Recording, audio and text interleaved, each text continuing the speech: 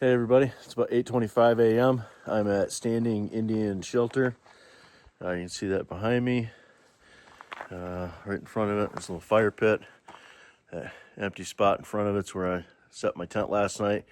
I got in pretty late. It was about 7 o'clock. I was absolutely gassed. I told you that in the last one of the last segments of the yesterday's video. I couldn't pull it together. I don't think I ate enough in the morning or got enough energy bars. I probably should have stopped once or twice more for water during the day, and I did not. And definitely paid for my mistakes. It was the longest, most miserable last 2.5, 3 miles to get into the gap down below. I can't remember the name of it right now. I'll have to look it up. Deep Gap. Got into there, ran into All Smiles. She was at Green Dragon when I was there a couple weeks ago. Got some water from the piped in spring right there, and that was enough to get me through last night and into this morning, where getting ready to make yesterday's food and this morning's food. I'm gonna double up my meals this morning, get those calories back in me, make up for what I didn't get yesterday. Hopefully that'll give me a little more energy moving forward, because yesterday was miserable. I know now what I should have done that I didn't do, and I really paid for it. Feet were sore. I had the hiker hobble coming into camp. It was kind of slow going, getting everything unpacked and getting the tent set up. But then by the time I was done, it was dark, and all I had the energy to do was just climb in the tent and go to sleep. I should have made some food last night, but I just didn't have it in me. So we'll make up for that this morning. Anyway, I'm going to make my food because it's getting late. It's already 8:30 and I need to get on the trail. So I got 10 miles to go today. I'll update you in the next segment on what our destination is for today, but it's about 10 miles. There's going to be water and campsite and a bear box. So that'll be nice. And that'll give us, I think, just about 10, 12 miles, something like that, the next day to get into Franklin. So overall, we're doing pretty good. I thought it might take me 4 or 5 days at the 8 miles a day, but we're doing good. Anyway, I'm going to make some breakfast. Now, I've shown you a few down trees through Georgia, and for the most part, got to really give the trail crews credit for getting out there and cutting up those trees and clearing the trail.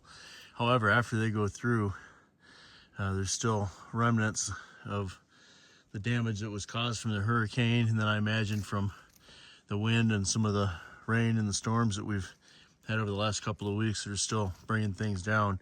And here's an example. Looks like people are going up and around and getting back on the trail, but I imagine now that we're in North Carolina, we're going to encounter quite a bit more of this stuff. So just thought you might like to have a look. Red Rodney, right? Red Rodney. Red Rodney. Yes, ma'am. Okay. All right, well, I will see you down the trail. Okay, be safe. You too.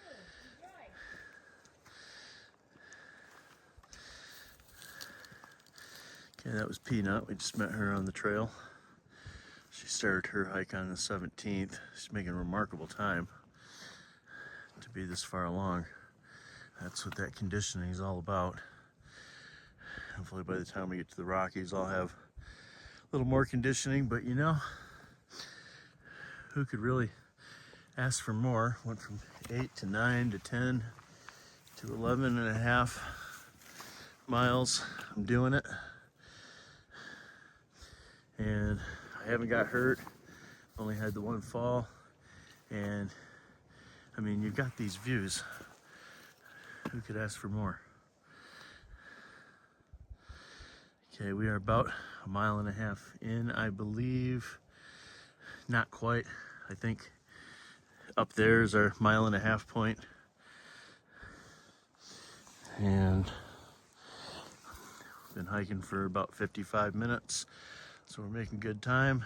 It's a little breezy, probably 40 degrees with about a 10-mile-an-hour wind right now. Kind of chilly. You can see the I don't know if you can see the clearing down there, just to the right of this Y tree, way down there in the valley, past that second knob. Looks like a farm or something. The views are just amazing. I'm guessing that must be the Ocoee River way out there. I think we're heading in that direction. I'm just guessing. I'm just winging it at this stuff. I don't know for sure. But we're gonna move on with our hike.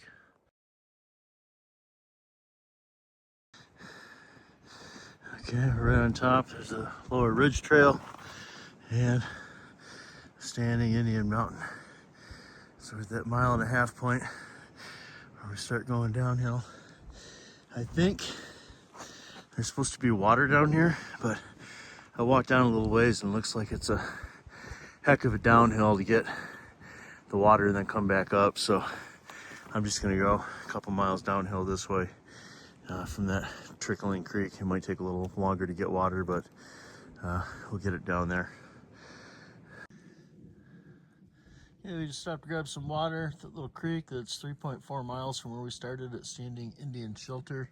Just sat everything down to take a little break and enjoy the view of the ridgeline out there. My break's just about over with. It's time to get back on the trail again, but I got 3 full liters of water. I had a full liter of electrolytes to quench that thirst, and I think I'm good to go. Before we start our uphill, I might stop and grab another bite to eat, make sure I'm caught up on those calories from yesterday. It's 12:16.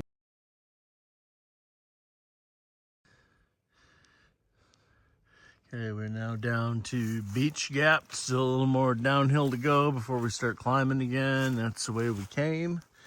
And I believe this is the way to maybe a campsite and some water, according to Far Out. We've just got water a little while ago, so we won't need to get more here. And I think moving forward, there's going to be quite a few places to get water, it looks like. So that being said, welcome to Beach Gap. Now departing, all aboard. What do we have here? Got a nice full flowing stream. But I fought to get that water from that little place where I got water at. This is pretty awesome. So that's the way we came. This is where we're going. Now, Far Out says stream, and then it also says Kilby Creek. The mileage is a little bit different, so I'm not sure exactly what's what. I'm assuming this is the stream. Beautiful, clear water. Just love it. I'm already full of water, so I still don't need any. You can see that ice up there. It's just beautiful.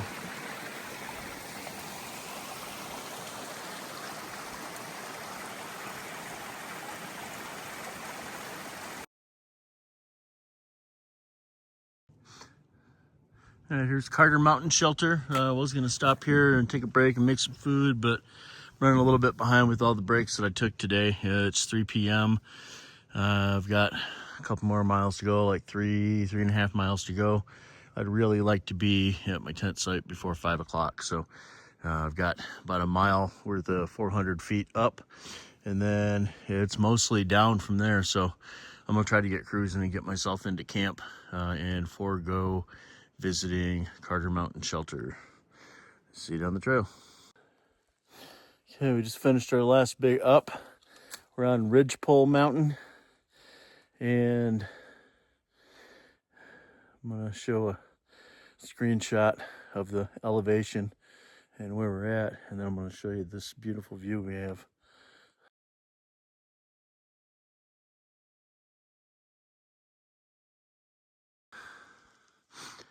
Here's the view we have today from left to right.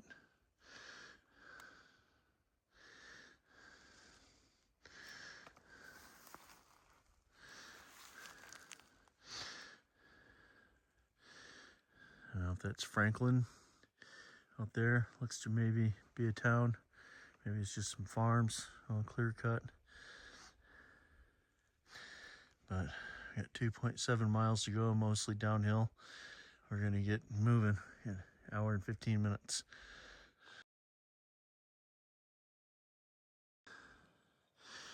.7 miles to Betty Creek. We're getting there, probably another hour for us to get there. Got a little bit uphill, and then the rest is all downhill. And we should get there, I guess, by 5:30. I'd like to get there by 5, but I think it's gonna be 5:30. Beautiful, beautiful day. It's starting to cool off a little bit. Tomorrow forecast to be a little bit warmer. And we have Mount Albert tomorrow. All right. 11-mile day down. We are at Betty Creek Gap Trail and camping area. Looks like there's a couple tents set up. Kind of quiet so we don't bother them. But yeah, let's get comfortable, get some food.